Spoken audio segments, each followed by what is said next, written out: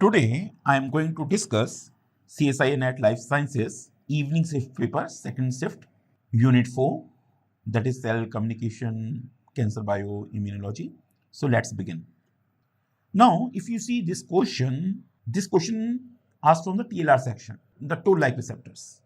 And if you recall, normally I talk about, when we talk about the TLR के बारे में क्या discuss करते हैं कि जैसे कि मैं आपको बताता हूं कि this is what here we have what our skin, right, and then pathogen बाहर वेट कर रहे हैं, याद आ रहा है, पैथोजन बाहर वेट कर रहे हैं, whenever the injury is occurred then the pathogen वीर तुम बढ़े चलो अंदर आ गए। अब अंदर अगर हमारे पास पैथोजन एंट्री ले चुके हैं तो फिर इनको कौन रिकॉग्नाइज करेगा, क्योंकि अगर मान लीजिए टिश्यू सेक्शन में है तो इनको कौन रिकॉग्नाइज करेगा। तो यूजली मैंने आपको बताता हूं कि टिश्यू सेक्शन में हमारी पास जो एपीसीज हैं वो यूजली मूवेबल होती हैं, जैसे कि मैक्रोफेजेस की बात करें या डेंड्रियाटिक सेल्स की बात करें, they are always on the move looking for the antigen to detect the presence of the antigen. अब अगर मान लीजिए हमारे पास जैसे यहां पर ये मैक्रोफेज है या डेंड्रियाटिक सेल है, कैसे जज करेगी एंटीजन, कैसे डिस्टिंग्विश करेगी between the pathogen and what the our normal cell. That's why if you recall I talk about here the presence of particular receptor and this receptor is going to be your toll-like receptor। तो फिर toll-like receptor क्या है, then यहां पर आपको बताया था play essential role in host defense। ये भी अगर आपको याद हो तो act as a bridge between what innate and acquired, ये क्लास में डिस्कस करते हैं, राइट। पैथोजन से बाइंडिंग लेते हैं, साइटोकाइन को इंड्यूस करते हैं। अच्छा, ये याद आ सकता है कौन कौन से साइटोकाइन। तो if you recall the whole class तो फिर आपको ये भी बताते हैं कि हमारे पास कुछ साइट जो टीएलआर हैं वो मेम्ब्रेन बाउंड होते हैं, कुछ टीएलआर होते हैं इंट्रासेलुलर होते हैं। जैसे कि अगर आप बात करें the 1, the 2, the 4, 5, 6, right, normally ये हमारे पास मेम्ब्रेन पर होंगे, और जो हमारे पास जैसे 3, 7, 8, 9 ये इंट्रासेलुलर चलते हैं। तो मैं आपको क्या बताता हूं, केवल 3, 7, 8, 9 याद रखो। क्यों? क्योंकि इंट्रासेलुलर हैं, और जो नॉर्मली इंट्रासेलुलर हैं वो प्लाज्मा मेम्ब्रेन पर नहीं आते। और इंट्रासेलुलर क्या रिकॉग्नाइज करते हैं, जैसे कि अगर आप देखें तो यहां पर आरएनए हैं, यहां पर भी आरएनए हैं। और मैं आपको हमेशा टीएलआर 9 के बारे में बोलता हूं क्योंकि ये डीएनए और सीपीजी कंटेनिंग डीएनए को रिकॉग्नाइज करता है, बाइंड करता है। तो इसका मतलब ये हमारे पास जितने भी इंटरनल हैं वो हमारे पास जीनोम न्यूक्लिक एसिड को रिकॉग्नाइज कर रहे हैं, और जो हमारे पास मेम्ब्रेन बाउंड है वो अदर बायोमॉलिक्यूल को रिकॉग्नाइज कर रहे हैं। जैसे कि यहां पर आप लिखा देख सकते हैं, ये क्लास की स्लाइड है जो मैं आपको नॉर्मली आपको दिखाता हूं, the lipoprotein, the peptidoglycan, right, the flagellin. मैं टीएलआर 5 के बारे में बोलता हूं कि फ्लैजिलिन को याद रखो।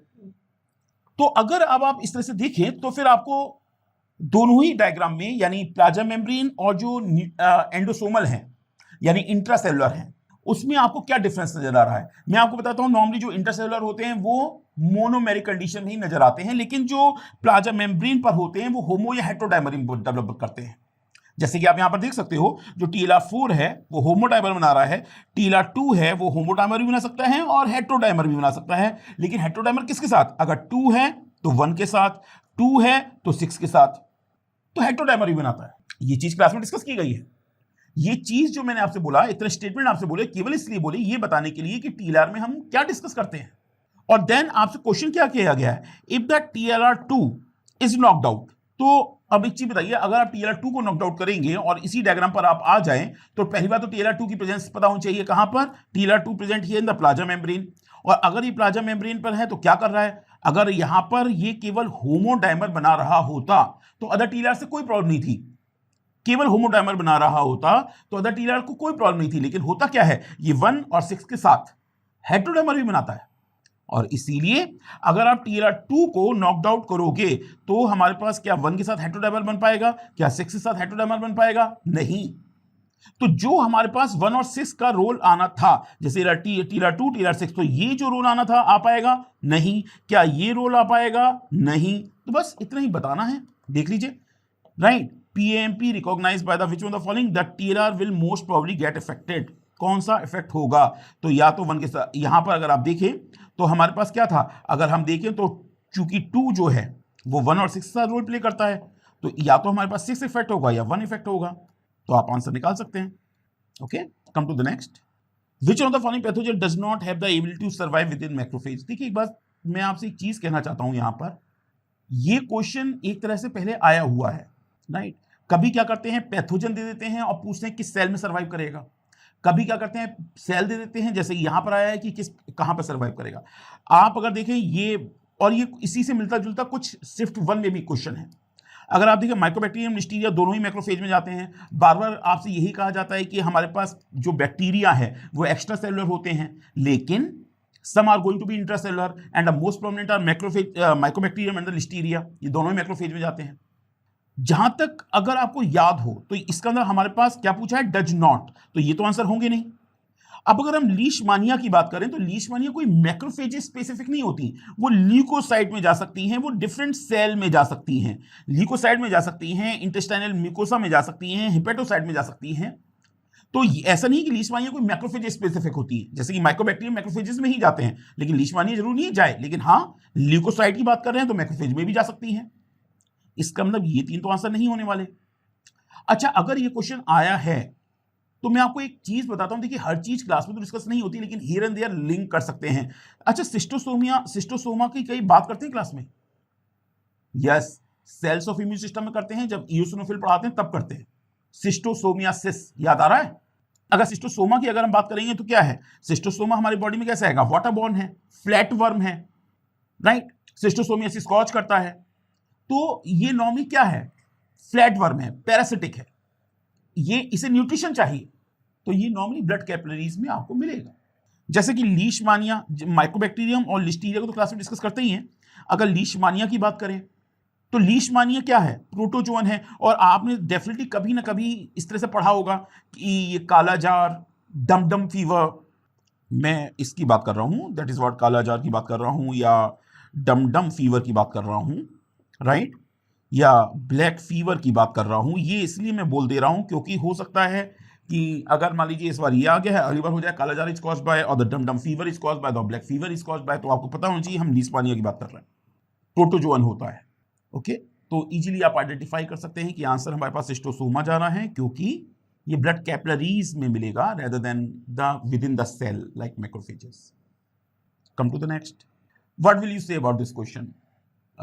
ये क्वेश्चन तो शायद देखते ही आंसर आया होगा, क्योंकि देखिए मेम्ब्रेन बाउंड 2 प्रोटीन आपको नजर आ रही हैं, राइट, और ये लाइगेंड यहां बाइंड कर रहा है, तो डेफिनेटली आप यहां इमीडिएटली समझ सकते हो ये आरटीके है। बाकी ऑप्शन से आप देख ही रहे हो ये आरटीके है, और यहां पर अब ए और बी दिया है, तो डेफिनेटली आपको याद हो तो as per the signal system जो हमारे पास प्रोटीन इंटरमीडिएटरी प्रोटीन आती हैं, यहां पर हम GRB2 लेकर चलते हैं। फिर अब GRB2 होगा तो GRB2 क्या करेगा, मेन पॉइंट होता है रेस MAPK को एक्टिवेट करना, याद है, मेन पॉइंट होता है रेस MAPK को एक्टिवेट करना। अब रेस मेम्ब्रेन बाउंड प्रोटीन है, राइट, नॉर्मली अगर इनएक्टिव है तो GDP से बाइंड होगी, एक्टिवेट करना है तो GTP को लाना है, तो आपको ग्वानिन को एक्सचेंज कराना है, तो आपको एक ग्वानिन एक्सचेंज फैक्टर की जरूरत होगी, और ग्वानिन एक्सचेंज फैक्टर कौन सा होता है, सॉस।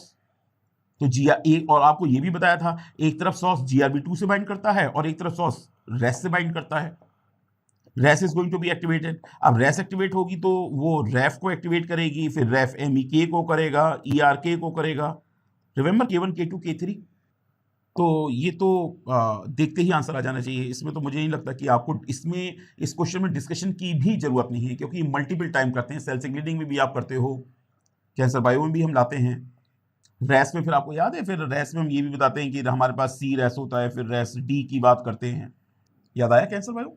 तो इस तरह से आप देख सकते हो कि हमारे पास GRB2 कहाँ है, राइट, A GRB2 हो जाएगा, B सॉस हो जाएगा, ग्वानिन एक्सचेंज फैक्टर। ओके, अब देखिए यहां पर अगेन स्टेम सेल पर क्वेश्चन है और पूछा है करेक्ट। मैं आपसे हमेशा बोलता हूं कि पहले तो ये आइडेंटिफाई करो कि क्वेश्चन करेक्ट है या इनकरेक्ट है, क्योंकि होता क्या है कि हमने पढ़ा ही नहीं, ध्यान ही नहीं दिया, ABCD भी ध्यान देने लगे, फिर भूल गए कि करेक्ट था या इनकरेक्ट था।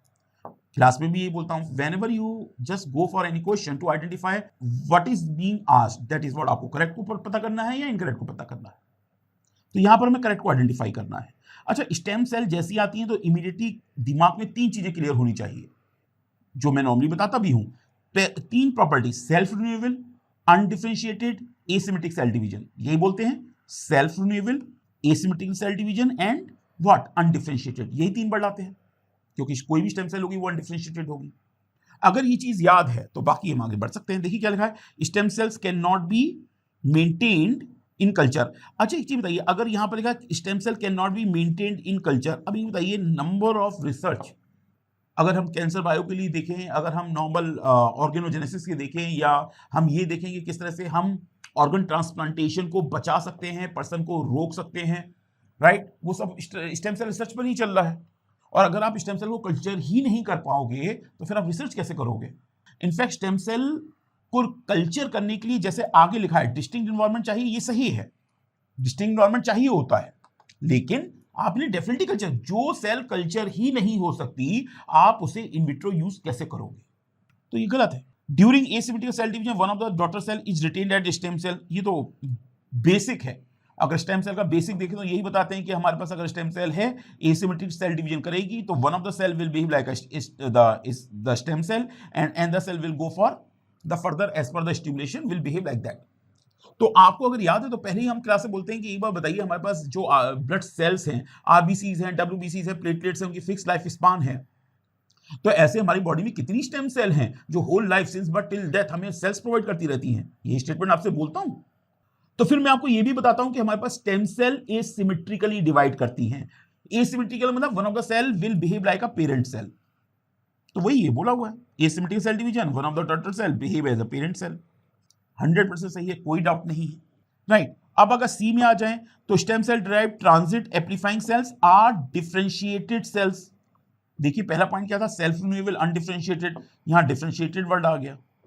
Then haematopoietic stem cells are, अब एक चीज बताइए, जब आपको सेल्स ऑफ इम्यून सिस्टम कराते हैं, आप अपने अभी अगर नोट्स ओपन करें तो आपको यही पता चलेगा, क्या पता चलेगा? जब भी सेल्स कराते हैं तो आपको बताते हैं कि जिस तरह से ये हमारे पास बोन है, then here this what the bone marrow, bone marrow में हमें हिमेटोपोइटिक स्टेम सेल्स चाहिए। मैं आपको ये भी बताता हूं हिमेटोपोइटिक स्टेम सेल को आप आइडेंटिफाई कैसे करोगे, एंड देन आपको हिमेटोपोइटिक स्टेम सेल की प्रॉपर्टी बताई जाती है। तब मैं आपको क्या बताता हूं, ये टोटीपोटेंट है, मल्टीपोटेंट है।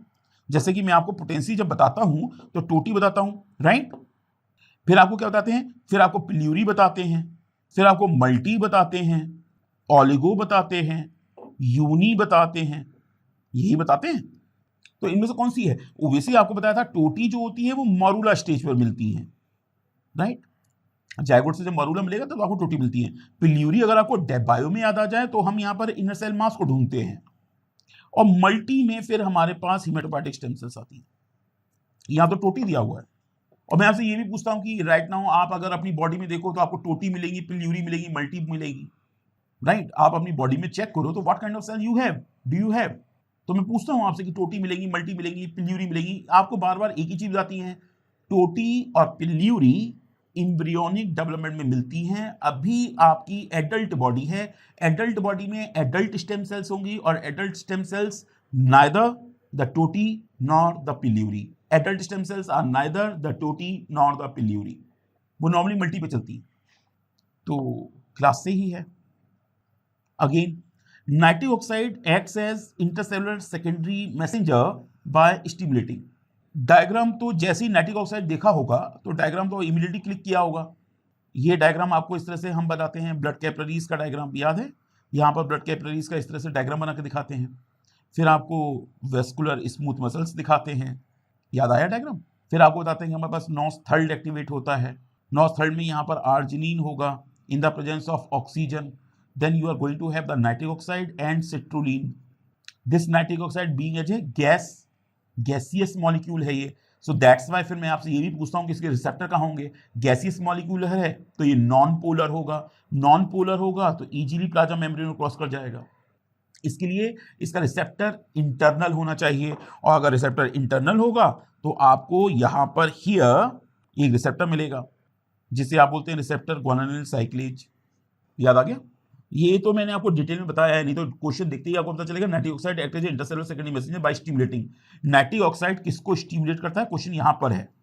फिर आपको बताया था कि नाइट्रिक ऑक्साइड जब बाइंड करेगा तो अच्छा एक चीज बताइए, नाइट्रिक ऑक्साइड कहां बाइंड करेगा? तो रिमेंबर मैं बताता हूं कि रिसेप्टर ग्वानिल साइक्लेज पर हीम मॉलिक्यूल पर जाकर बाइंड करता है, जिससे कि ग्वानिल साइक्लेज एक्टिवेट होगा। So you have what the cyclic GMP activate the PKG. फिर इसका टर्मिनेशन कैसे होगा? तो फास्फोडाइस्टेज लाते हैं। Nitric oxide synthase nitric oxide को बना रहा है, लेकिन nitric oxide act as intercellular secondary messenger by stimulating. तो पूछा है कि नाइट्रिक ऑक्साइड स्टिमुलेट किसे कर रहा है? ये नॉस है, ये तो नाइट्रिक ऑक्साइड को बनाएगा, एडेनिल साइक्लेज का कोई रोल नहीं है।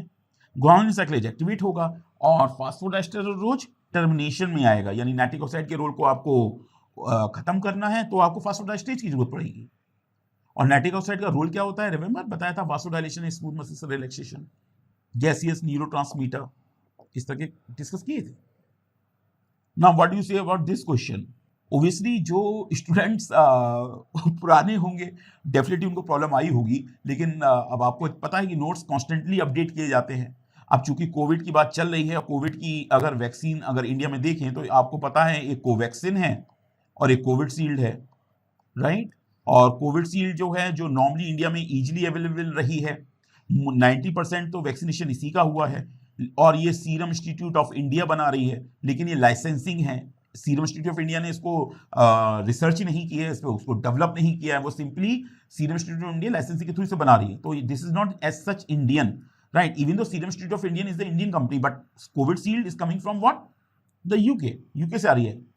लेकिन जो हमारी भारत बायोटेक है, राइट, जो अपनी ओन इंडिजीनियस कंपनी है, उसने बनाई है कोवैक्सिन। तो ये ऑनलाइन अगर आप लेक्चर देखो तो उसमें भी डिस्कस किया है, और अगर आप अब तो ऑफलाइन बैचेस भी चल रहे हैं तो उसमें भी ये बताते हैं कि हमारे पास जो है वो इनएक्टिवेटेड वायरस से बनाई गई है। इनफैक्ट ये तो इसने आपको अगर जो स्टूडेंट अभी होंगे हमारे साथ, मैंने आपको ये तो बताया ही था कि जो हमारी इंडिजीनियस है वो क्या है। मैं तो आपको स्पुतनिक भी बताई है, मैंने आपको कोविडशील्ड भी बताई है, मैं तो आपको सभी के बारे में बताया हुआ है, ईच एंड एवरी वन। और यूएस की जो फाइजर या मॉडर्ना की वैक्सीन है वो mRNA बेस्ड वैक्सीन है। मैं तो सभी वैक्सीन को, जो मेजर 5 to 6 वैक्सीन है, ऐसे तो आज के टाइम में सभी कंट्रीज ने अपनी वैक्सीन निकाल रखी है, बट जो मेजर 5 और 6 जो मेजर हैं उनके बारे में क्लास में डिस्कस किया था, और आपको बताया था कि फाइजर और जो मॉडर्ना है वो mRNA बेस्ड है, अपनी जो खुद की है वो इनएक्टिवेटेड पर है। ओके, तो इससे ज्यादा तो जाने की जरूरत ही नहीं है, क्योंकि सीधे सीधे फैक्ट बेस्ड क्वेश्चन है ये। नाउ अब अगर आप एक चीज देखो, जब हम इम्यूनोग्लोबुलिन आपको कराते हैं तो डेफिनेटली हम प्रोटीलाइटिक डाइजेशन पढ़ाते हैं, तो क्या मैं आपको फेव या FAB2 कराता हूं? क्वेश्चन तो मैंने अभी पढ़ा ही नहीं, मैं तो बस ये बता रहा हूं कि किस तरह से क्वेश्चन को अप्रोच करने से पहले हमें पता क्या होना चाहिए और हम क्लास में क्या करते हैं। अगर आप देखिए तो फेब क्या हमारे पास एग्लूटिनेशन रिएक्शन देता है या FAB2 एग्लूटिनेशन रिएक्शन देता है, पहले तो यही पता होना चाहिए। तो सिंपली हम बताते हैं it is the FAB2 that will provide the agglutination reaction, precipitation reaction, यही बताते हैं, फेब नहीं देता। डिफरेंस कराते हैं तो यही बताते हैं। तो आपसे अगर हम देखें यहां से यहां तक लिखा हुआ है क्वेश्चन, अगर आप ये देखें तो ये है in the tube agglutinated sheep RBC, यानी पहली बात तो वो एग्लूटिनेशन रिएक्शन कर सके, and did not lyse them in the presence of complement, right, did not lyse them in the presence of complement, यानी कॉम्प्लीमेंट की प्रेजेंस में लाइज, यानी पॉइंट क्या है कि अगर हमारे पास शीप RBC है तो उससे बाइंडिंग तो हो जाए, एग्लूटिनेशन तो हो जाए, लेकिन कॉम्प्लीमेंट को एक्टिवेट ना कर पाए। कॉम्प्लीमेंट एक्टिवेट कैसे करेगी? कैसे कॉम्प्लीमेंट को? अगर आप इंटैक्ट इम्यूनोग्लोबुलिन पर जाओ तो उसमें जो हमारे पास CH2 डोमेन होता है वहां पर कॉम्प्लीमेंट बाइंड करेंगे। रिमेंबर, जो कॉम्प्लीमेंट का C1 होता है वो CH2 डोमेन में बाइंड करता है। अब अगर आप FAB2 पर आओगे, राइट, अगर आप FAB2 पर आओगे तो उसके पास तो CH2 डोमेन है ही नहीं, तो वो कॉम्प्लीमेंट को एक्टिवेट कैसे करेगा? लाइज नहीं कर पाएगा। आंसर, ये जो कहानी बनाई है ना शुरू से कि शीप RBC से बाइंड करता है, प्यूरिफाई करी हमसे, फिर हमने आइस रखा, फिर हमारे पास जो लेबल थे वो इरेज हो गए, ये केवल इसलिए कि आप डर जाओ। लास्ट क्वेश्चन लास्ट लाइन पर है, और मैं आपसे हमेशा कहता हूं जो क्वेश्चन जितना बड़ा है वो उतना ही इजी होता है, तो डटकर खड़े रहो। और यहां खड़े होने से मतलब मेरा पढ़ने से था कि डटकर खड़े रहो और पढ़ते रहो। जब आप पढ़ोगे ना क्वेश्चन, या तो एक तरीका होता है ना जैसे CSR बहुत टफ है भैया हमसे तो हो ही नहीं पाएगा, एक होता है चलो करके देख लेते हैं, और एक होता है कम वाट में यार निकालेंगे, फोड़ना है CSIR, मतलब फोड़ने मतलब लड़ना नहीं है जाके, लेकिन निकाल लेना है, सिलेक्शन निकाल लेना है, मतलब एक अंदर ऑब्सेशन होना चाहिए। तो मैं आपसे हमेशा बोलता हूं एक बार पढ़ तो लो क्वेश्चन, इससे इजी क्वेश्चन बनेगा भी नहीं। कौन बाइंड करता है? FAB2 करेगा। कौन एग्लूटिन करेगा? FAB2 करेगा। नाउ दिस क्वेश्चन, ये बी सेल मैचुरेशन पर है। यहां पर आपको different stages of B cell दी हैं, प्रो बी सेल दिया हुआ है, प्री बी सेल दिया है, इमेच्योर दिया है, मैच्योर दिया है, तो डिफरेंट स्टेज दी हैं। और सबसे बड़ी बात क्या है, यहां पर उनके मार्कर दिए हुए हैं। ये जो अरेंजमेंट है ये तो इसके बेस पर तो हमें देखिए ये इंफॉर्मेशन दी है, लेकिन हमसे क्वेश्चन क्या कहा गया है, ऑब्जर्वेशंस हैं, और हमसे पूछा हुआ है विच ऑफ द फॉलोइंग करेक्ट, यानी हमारे पास मैच्योर बी सेल में हमारे पास अगर हम देखें तो बीडीजे अरेंजमेंट कैसे हो रहा होगा या और मार्कर क्या है। अच्छा, अगर आप क्लास को अगर आप देखते होंगे तो सबसे पहले मैं आईजीएम बनाता हूं, बी सेल का डायग्राम ही बनाते हैं, तो हम यहां पर मेम्ब्रेन बाउंड आईजीएम दिखाते हैं, फिर आपको मेम्ब्रेन बाउंड आईजीडी दिखाते हैं, फिर नंबर ऑफ मॉलिक्यूल दिखाते हैं CD 19, 20, 21, राइट। लेकिन क्या B220 बनवाते हैं? नहीं। अपना ऑप्शन क्लास नोट देखिएगा, लिखा हुआ मिल जाएगा, यहां पर देखिए साफ साफ लिखा हुआ है CD45R B220। तो यानी जो हम क्लास में बनाते हैं वो तो नाइव का डायग्राम बनाते हैं ना, और नाइव का मतलब वो मैच्योर है, तभी हमारे पास सर्कुलेशन में है। तो एक तरह से अगर आप देखिए तो जो हमारे पास मैच्योर सेल्स होती हैं, मैच्योर सेल्स B220 को शो करती हैं, एक्सप्रेस करती हैं। तो और मेम्ब्रेन बाउंड आईएम और membrane bound D, membrane bound IgM membrane bound D को एक्सप्रेस करती हैं। तो CD45R भी मिलेगा और M भी मिलेगा, D भी मिलेगा। What about this CD43? तो अगर आप CD43 देखिए तो CD43 के लिए this is from the one renowned book, CD43 को देखें तो हमारे पास CD43 यहां पर है, और आप देखें तो ये हमारे पास प्रो बी सेल से इसका एक्सप्रेशन आने लगता है। लेकिन जब हम मैच्योर सेल पर जाएंगे, देखिए प्रो बी सेल यहां तक है, तो जब आप मैच्योर सेल पर आएंगे तो यहां पर हमारे पास इसका एक्सप्रेशन नहीं आ रहा है। तो अगर आप देखें तो इसका मतलब ये हुआ कि क्या मैच्योर पर CD43 आता है? नहीं आता। यहां पर आप डायग्राम से देख सकते हो, यहां पर हमारे पास ये मैच्योर बी सेल है और यहां पर हमारे पास CD43 का यहां पर कोई एक्सप्रेशन नहीं है। तो simply this question is about the marker. देखिए एक बात क्या होता है, हमें क्वेश्चन बनाना है, क्वेश्चन बनाने का तरीका क्या है, या तो हम यहां पर लिख दें मैच्योर बी सेल, राइट, या यहां लिख दें pre B cell, pro B cell, और यहां पर सीधे मार्कर दे दें। सिंपल सा क्वेश्चन, मैच द फॉलोइंग, जो नॉर्मली में क्लास में अगर आपको क्लास टेस्ट पेपर देख रहा हो तो इस तरह के मैंने क्वेश्चन बना के दिए हुए। आपको याद है मैं आपको जैसे मेमोरी बी सेल का मार्कर, मेमोरी टी सेल का marker, memory normal naive B cell, plasma B cell, इनके मार्कर और फिर इनको मैच करने के लिए क्वेश्चन देता हूं।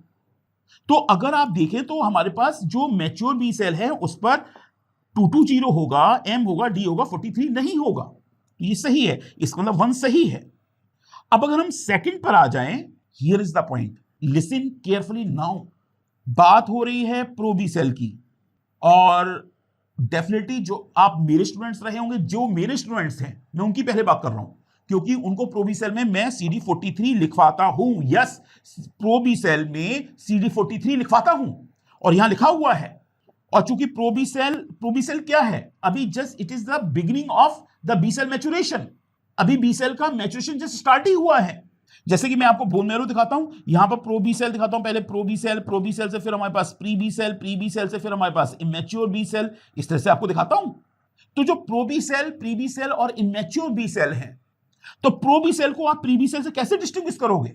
तो फिर मैं आपको मार्कर बताता हूं, और अगर आप मार्कर देखिए तो B220 पर रहेगा, चूंकि हमारे पास अभी प्रो बी सेल है। प्रो बी सेल वो सेल है जहां पर हैवी चेन के जीन रीअरेंजमेंट होंगे, जैसे यहां लिखा हुआ है जर्मलाइन अरेंजमेंट, यहां पर हैवी चेन के जीन रीअरेंजमेंट होंगे, तो एक्सप्रेशन प्री में जाकर आएगा। प्रो में जीन रीअरेंजमेंट होता है, और जैसे ही एक्सप्रेशन आने लगेगा तो हम बोलेंगे वो प्री में कन्वर्ट हो गई है, pro is going to become pre. तो जब अभी हमारे पास अभी अरेंजमेंट चल रहा है तो ना तो M एक्सप्रेस होगा ना D एक्सप्रेस होगा, लेकिन B220 43 एक्सप्रेस होंगे। इसका मतलब प्रो बी सेल में 45R और 43 दोनों होते हैं, और अगर दोनों होते हैं तो 2B सही है, हमसे करेक्ट पूछा गया है, 2B सही है, राइट। और देन हम देखें later stage of pre B cell, later stage में प्री बी सेल में, अब प्री बी सेल है, यस देखो प्री बी सेल मैंने क्या बताया था, pro B cell is going to become pre B cell when it is going to express the IGM. तो आईजीएम प्री में एक्सप्रेस होता है, एक्सप्रेस हो रहा है, डी आता नहीं, 45R, अब 43 नहीं आएगा। अगेन इस डायग्राम को देखें तो हमारे पास जो लेटर स्टेज, देखिए यहां पर, देखिए यहां तक हमारे पास 43 है, ये देखिए स्मॉल है, यहां पर 43 नहीं है। इसका मतलब ये हुआ कि अगर आप देखें तो लेटर स्टेज बोला हुआ है, प्री बी सेल में 43 नहीं होगा, 3 सही है। तो एक तरह से अगर आप देखें तो क्वेश्चन जो हमें ध्यान देना था 43 बेस्ड क्वेश्चन है, ये CD43 पे क्वेश्चन उठाया हुआ है। बस आपको ये पता होना चाहिए CD43 किस पर प्रेजेंट है, किस पर एब्सेंट है। तो इसका मतलब हमारे पास 3 भी सही है। अब अगर हम इमेच्योर बी सेल पर आए तो इमेच्योर बी सेल पर M तो आएगा ही, गलत है ये। प्रो प्री देन इमेच्योर आती है और इमेच्योर पर M का एक्सप्रेशन आने लगता है, गलत है। तो हमारे अकॉर्डिंग आंसर क्या आ रहा है, 1 भी आ रहा है, 2 भी आ रहा है, 3 भी आ रहा है, और बाद में मेन और भी है प्रिकर्सर बी सेल, राइट। तो जब अगर 45 नहीं है, 45R नहीं है, तो डेफिनेटली हमारे पास अभी प्रिकर्सर सेल की बात नहीं कर सकते, मे नॉट बी। तो अब अगर देखिए, आई नो, आपको भी पता है, मुझे भी पता है, आंसर यहां है, CSR का आंसर ये है, लेकिन इसे डेफिनेटली चैलेंज किया जाना चाहिए, आंसर बी आना चाहिए। क्यों? क्योंकि मैं आपको ये ऑथेंटिक बुक दिखा रहा हूं और देखिए यहां पर लिखा भी है, pro B cell is also distinguished by the expression of CD43। इस लाइन को आप पढ़ सकते हैं, और जो मेरे स्टूडेंट होंगे वो डेफिनेटली 43 को कर कर आए होंगे, क्योंकि मैं क्लास में कराता हूं ये चीज। तो आंसर जो आना चाहिए वो 1 2 3 5 यानी बी आना चाहिए रेदर देन सी। सी आंसर इसलिए नहीं होगा क्योंकि 2 भी करेक्ट है। इस तरह की गलती हो जाती है, क्योंकि अगर आप मॉर्निंग शिफ्ट में देखें तो भी वहां पर एक क्वेश्चन रेटिनोब्लास्टोमा पे में ऑप्शन गलत आए हैं, और एक जो एम्फीबियन का न्यूक्लिप सेंटर का क्वेश्चन है उसमें भी एक तरह से गलती ही है। सिर्फ मॉर्निंग शिफ्ट की पेपर बात कर रहा हूं। सो मेरे अकॉर्डिंग आंसर बी आना चाहिए, इसका आंसर सी दिया हुआ है। और this is what the authentic source. मैं आपको बुक दिखा रहा हूं, 43 प्रेजेंट होता है, यहां लिखा भी हुआ है, ये बुक से है, it is not from online. ये कोई ऑनलाइन नहीं है कि किसी ने लिख दिया मैंने ले आया। आप जानते हैं मैं ऑथेंटिक सोर्स को ही फॉलो करता हूं। Now if you see in this question, ये क्वेश्चन रिपीटेड है। सिंपली हमसे पूछा हुआ है कि हमारे पास एक वायरल इन्फेक्शन हुआ है, तो रेस्पॉन्स किसका पहले आएगा? Virus infected cell created by cytolysis by NK cell and the TC cell. तो आपसे ये बस पूछा गया है कि अगर 14th डे में हमारे पास वायरस क्लियर हो रहा है तो रेस्पॉन्स किसका आया होगा, कैसे आया होगा? अगर if you compare the NK cell with the CD8 cell. मैं आपको हमेशा कहता हूं पुराने प्रीवियस ईयर क्वेश्चन करते रहा करिए, क्योंकि अगर आपने वो क्वेश्चन किए होंगे तो ये क्वेश्चन रिपीटेड है। आई डोंट नो व्हाई कि CSR में क्वेश्चन रिपीट होने लग गए हैं, लेकिन पहले नहीं होते थे। लेकिन क्वेश्चन से आइडिया लगता था कि क्वेश्चन बन कैसे रहे हैं, अब तो क्वेश्चन रिपीट हो रहा है। और इस क्वेश्चन की बात करें तो अगर मान लीजिए कोई भी पैथोजन हमारी बॉडी में एंटर करेगा, तो ओब्वियसली हमारे पास जो फर्स्ट लाइन ऑफ डिफेंस या सेकंड लाइन ऑफ डिफेंस या थर्ड लाइन ऑफ डिफेंस हम इस तरह से बाउंड करते हैं, तो सबसे पहले तो हमारे पास इननेट रेस्पॉन्स डेवलप होगा। अब इननेट की बात करें तो हमारे पास ऐसा क्या है जो अब वायरस इन्फेक्टेड सेल है, यानी सेल में वायरस, अगर हम सेल की बात करें और वायरस ऑलरेडी प्रेजेंट है, तो वायरल इन्फेक्टेड सेल को ऐसा कौन सा इननेट रेस्पॉन्स है जो वायरली इन्फेक्टेड सेल को रेस्पॉन्स करेगा? It is what the NK cell, natural killer cell. और देन अगर हमारे पास एक्वायर्ड रेस्पॉन्स आएगा, स्पेसिफिक आएगा, तो वायरली इन्फेक्टेड सेल को फिर TC करेगा। तो यानी पहला रेस्पॉन्स NK का, नेक्स्ट रेस्पॉन्स TC का आना चाहिए। तो बस आपको ये ढूंढना होगा। जैसे कि अगर आप देखें तो यहां पर आप देखें तो NK सेल का रिस्पॉन्स जितनी जल्दी आया है उतनी जल्दी ओवर हो रहा है, और CTL सेल का यहां पर देख रहे हैं आप। तो आप बी में भी बोल सकते हैं सर NK सेल का पहले क्यों NK सेल का रहा, लेकिन देखिए NK सेल का रिस्पॉन्स आ रहा है और बना हुआ है, ऐसा नहीं होता।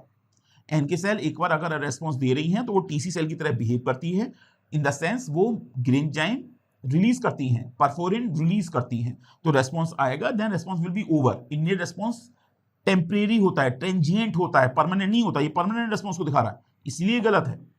और यहां पर देखिए दोनों रेस्पॉन्स एक साथ शुरू हो रहे हैं, इसलिए गलत है। और यहां तो TC को ही पहले कर दिया तो गलत है। तो आंसर क्या होगा? ए, क्योंकि NK सेल का रेस्पॉन्स पहले लाओगे, TC का बाद में लाओगे, और NK सेल का response because of innate it is transient, temporary. Here again remember my word, जो क्वेश्चन जितना बड़ा है उतना ही इजी होता है। जो क्वेश्चन छोटा आता है वो ट्रिकी बनकर आते हैं, उसमें दिमाग लगाना पड़ता है। तो अगर आप देखें तो सिंपली आपसे पूछा है इनोसिटॉल फॉस्फोलिपिड सिग्नलिंग पाथवे के सर्टेन पॉइंट जनरेट किए हुए हैं, इनके बारे में बता दो। और क्या बताना है? बस आपको इनकरेक्ट ऑप्शन को आइडेंटिफाई करना है। मैं आपको हमेशा बोलता हूं कि अगर पहले ये तो पता कर लो कि करेक्ट आइडेंटिफाई करना है या इनकरेक्ट करना है। और अगर आप इसे देखें तो क्या लिखा हुआ है, अच्छा ये क्या है, that is what your PLC phospholipase C. और क्या मैं आपको बताता हूं कि PLC के हमारे पास 6 आइसोफॉर्म होते हैं, राइट? जैसे कि अगर हम बात करें तो हमारे पास कौन कौन से होते हैं, जैसे हमारे पास होता है beta, then gamma, then delta, right? फिर हमारे पास क्या आता है, एप्सिलॉन, देन जीटा, देन एटा, इस तरह से आते हैं। और मैं आपको यह भी बताता हूं कि जो PLC के 6 आइसोटाइप हैं वो ऑलवेज PIP2 पर ही एक्शन लेंगे, मेम्ब्रेन बाउंड लिपिड PIP2 पर ही एक्शन लेंगे। इसका मतलब ये नहीं है कि PLC बीटा या PLC गामा या PLC डेल्टा अलग अलग अपने सब्सट्रेट चूज करेंगे, no, they are going to act upon the PIP2 phosphatidylinositol inositol 4,5 biphosphate, ये PIP2 पर ही एक्शन लेंगे। और जब हमारे पास PLC PIP2 पर एक्शन लेगा तो हमारे पास क्या बनेगा? Obviously one is what IP3 and the is what DAG। आपको ये 100 टाइम कराता हूँ, ये आपको T सेल एक्टिवेशन में आता है, ये B सेल एक्टिवेशन में आता है, ये सेल सिग्नलिंग यानी GPCR में आता है। 100 टाइम्स ही आता है। मोरओवर जब हम यहां पर हार्मोन्स करते हैं और उनका सिग्नल सिस्टम पढ़ते हैं तो आता है।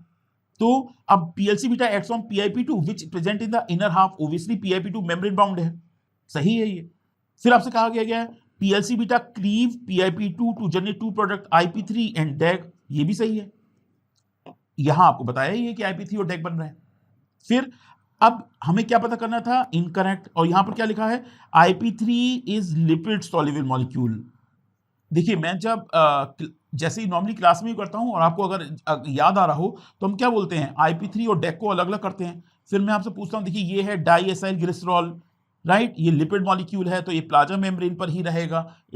DAG can not be enter in the cytosol, DAG cytosol में एंटर नहीं कर सकता, that's why it will take the help of PKC, protein kinase C की रिक्वायरमेंट इसे होती है। लेकिन IP3 की बात करें तो IP3 is what the inositol, ये शुगर मॉलिक्यूल है, बाकी तो 3 फॉस्फेटिक ग्रुप ही है ना, तो ये इनोसिटॉल है, ये शुगर मॉलिक्यूल है, can easily enter the cytosol. अब अगर साइटोसोल में एंट्री करेगा तो कहां बाइंड करेगा, तो मैं आपको बताता हूं SER पर इसके रिसेप्टर होते हैं। तो इसके अंदर ये शुगर मॉलिक्यूल है, ये हाइड्रोफिलिक मॉलिक्यूल है, यहां पर लिखा है लिपिड सॉल्युबल, गलत हो गया, तो यही आंसर हमारा आ जाएगा। और डी तो सही है कि एराकिडोनिक से लिंक कर रहा है। ओके, सिंपल क्वेश्चन आया था। मैंने आपसे हमेशा कहा है सेल सिग्नलिंग अगर आप देखें तो हमारे पास कुछ पाथवे हैं, उनको अच्छी तरह से अगर कर लिया जाए, एक तो हम भूलते नहीं और दूसरा क्वेश्चन इजी बनकर आ जाते हैं, क्योंकि इसमें हम, लेकिन ये है कि हमने क्या पढ़ा है। ओब्वियसली अगर आप GPCR पढ़ रहे हो तो हमें ये पता होना चाहिए GPCR में क्या पढ़ा है, तो आप ये सब कर पाओगे। Now I accept this is the question जो इस बार आया है, ये क्वेश्चन जो आया है ये अलग बनकर आया है, और इसीलिए before to come to this question मैं आपसे आज एक चीज कहना चाहता हूं। सभी एक बार ध्यान से सुनिए, जब आप जो हम यहां पर टेस्ट एंड इवोल्यूशन प्रोवाइड करते हैं उसमें प्रीवियस ईयर क्वेश्चन है, ठीक। अब आज के बाद आपको एक काम करना है, क्या करना है, जैसे कि मान लीजिए 2011 से पेपर स्टार्ट हुआ था, राइट, तो आप ऐसा करो 2015 पर आ जाओ, मैं आर्बिट्री ले रहा हूं, आप 2014 16 कोई भी ले लो, पॉइंट है आप इसी ईयर को चूज करो, और देन आप ऐसा करो कि जून या दिसंबर का पेपर उठाओ, और डेली जैसे जून का पेपर 2015 जून का पेपर उठाया, डेली 5 to 10 क्वेश्चन को रीड करो। आंसर नहीं लाना है, आंसर तो ठीक ही है, बाकी अदर जो ऑप्शन है ABC उनको भी पता करना है, उनके बारे में भी 3 to 4 पॉइंट लिख लेने हैं। तो पॉइंट इज आप जैसे 2011 या 2014 किसी भी पेपर में जाओ और यहां पर डेली 5 to 10 क्वेश्चन को रीड नहीं करना है, उनसे रिलेटेड ऑप्शन के नोट्स बनाने हैं। वो किस लिए, वो इसलिए क्योंकि आपके पास एक क्वेश्चन के यानी प्रीवियस ईयर क्वेश्चन के नोट्स प्रिपेयर हो जाएंगे। मैं क्यों बोल रहा हूं, क्योंकि जब मैंने इस क्वेश्चन को देखा और HIF आया तो तुरंत क्लिक किया, ये क्वेश्चन HIF पर पहले भी है, नॉट दिस क्वेश्चन, लेकिन HIF पहले ऑप्शन में आया है। एक बार हाइपोक्सिया पर क्वेश्चन आया है, पार्ट बी में है, और उसमें बताया कि अगर हाइपोक्सिया होगा तो हमारे पास कौन कौन से चेंजेस आएंगे, इस तरह का क्वेश्चन है। और अगर हम वहां पर अगर देखिए वहां पर क्या क्या था, वहां पर साइटोक्रोम C भी था, वहां पर HIF भी था, तो अगर हमने वहां पर HIF पढ़ा होता तो ये क्वेश्चन आज हम सॉल्व कर गए होते। So please this is my humble request to all of you, आपको बस इतना करना है, आप टेस्ट एंड इवोल्यूशन से पुराने प्रीवियस ईयर क्वेश्चन पर जाकर ईयर वाइज, मैं ये कह रहा हूं केवल 5 to 10 क्वेश्चन करो, not more than that per day. और हमें जैसे ऑप्शन होते हैं ना ABCD जो ऑप्शंस आते हैं, तो भले ही A आंसर हो, आप BCD को पढ़ो कि इसमें क्या लिखा है, कुछ अलग से वर्ड लिखा मिलता है तो उसके बारे में जानने की कोशिश करो। आपको अगर समझ में नहीं आता है तो हमारे यहाँ रिस्पेक्टिव फैकल्टी मेंबर हैं, मैं हूं, प्रणव सर हैं, कोई भी हैं, आपको इसके बारे में बता देंगे। या आप कहें सर कि सर हमें HIF समझ में नहीं आ रहा, HIF के बारे में हमें बता दो, तो डेफिनेटली मैं आपको 4 to 5 पॉइंट डिस्कस कर दूंगा। ऐसे अगर मान लीजिए मॉलिक्यूलर है या जेनेटिक्स है या सेल बायो है, आप ये प्रोडक्ट्स से डिस्कस कर सकते हैं। तो पॉइंट ये है कि अगर आपने 5 to 10 क्वेश्चन डेली किए तो इसका मतलब ये होगा कि at the end of the day और द टाइम, मान के चलिए आपके पास 100 to 150 क्वेश्चन आपने सॉल्व कर लिए, ये मैं मिनिमम बोल रहा हूं, अगर 5 to 10 डेली करोगे तो बहुत ज्यादा कर सकते हो, मैं तो केवल इतना बोल रहा हूं कि इतने तो कर लो पहले, और बाई चांस इनमें से अगर 4 to 5 क्वेश्चन कन्वर्ट हो गए तो कम से कम ये क्वेश्चन सही हो जाएंगे। पॉइंट ये है कि मैं आपको इसलिए सब मैंने टाइम लिया, वो इसलिए क्योंकि यहां क्वेश्चन जो आया है वो आया है हाइपोक्सिया इंड्यूसिबल फैक्टर के ऊपर, हाइपोक्सिया इंड्यूसिबल फैक्टर के ऊपर। अब HIF के बारे में पता है तो ही क्वेश्चन हो पाएगा, नहीं तो नहीं हो पाएगा। तो अगर हम HIF के बारे में जैसे हम बात करें तो HIF क्या होता है, ओबीसी ध्यान रखिए, जैसा वर्ड है हाइपोक्सिया, यानी जब हमारी बॉडी में हाइपोक्सिया होगा तभी यहां पर हम इसका रोल देखेंगे। क्या है ये ट्रांसक्रिप्शनल फैक्टर है। This is what one transcriptional factor. Point is transcriptional factor तो है लेकिन ये हेट्रोडाइमेरिक होता है, right? This is what heterodimeric. अगर हम हेट्रोडाइमेरिक की बात करें तो फिर हम बताते हैं कि हमारे पास एक बीटा सब यूनिट होगी और एक अल्फा सब यूनिट होगी। अल्फा में भी हमारे पास अल्फा 1 अल्फा 2 इस तरह से सब यूनिट होती हैं। तो पॉइंट ये है कि ये एक ट्रांसक्रिप्शनल फैक्टर है, ये हेट्रोडाइमेरिक है, हाइपॉक्सी के टाइम पर आएगा। और अगर मान लीजिए हम हाइपॉक्सिया को हटा रहे हैं, मींस हाइपॉक्सिया क्या होता है? Less oxygen in tissues, oxygen की अवेलेबिलिटी टिश्यूज को कम है। तो आप क्या करो, आप ऑक्सीजन को प्रोवाइड कर दो, तो जो हमारे पास ये HIF जो आया है वो डिग्रेड होगा। तो फिर डिग्रेड कैसे होगा? उसके लिए हमारे पास हाइड्रोक्सिलेजेस होते हैं। जैसे कि एक हम हाइड्रोक्सिलेज बोले तो वो एक होता है PHD is what one hydroxylase, prolyl hydroxylase बोलते हैं। वो HIF को फास्फोराइलेट करेगा तो हमारे पास HIF डिग्रेड कर जाएगा, तो इस तरह से रोल आने लगेगा। तो पॉइंट ये है, हाइपोक्सिया अगर है तो HIF आएगा। अगर हमारे पास ऑक्सीजन की अवेलेबिलिटी है तो हमारे पास HIF कम हो जाएगा। पॉइंट यहां आ रहा है। अगर हमारे पास जैसे हाइपोक्सिया है तो जो हमारे पास ये हाइड्रोक्सिलेजेस हैं, हाइपोक्सिया में वही हाइड्रोक्सिलेजेस कम हो जाएंगे। अगर ऑक्सीजन की अवेलेबिलिटी है तो वही हाइड्रोक्सिलेजेस ज्यादा हो जाएंगे। अब अगर मान लीजिए आप HIF की बात करोगे, इंडिविजुअल फैक्टर की बात करोगे, ये ट्रांसक्रिप्शन फैक्टर है, तो ये क्या करेगा? ओबियसली ट्रांसक्रिप्शन फैक्टर है तो सर्टेन जीन्स को एक्टिवेट करेगा, जैसे VEGF, जैसे EPO एथ्रोपोइटिन।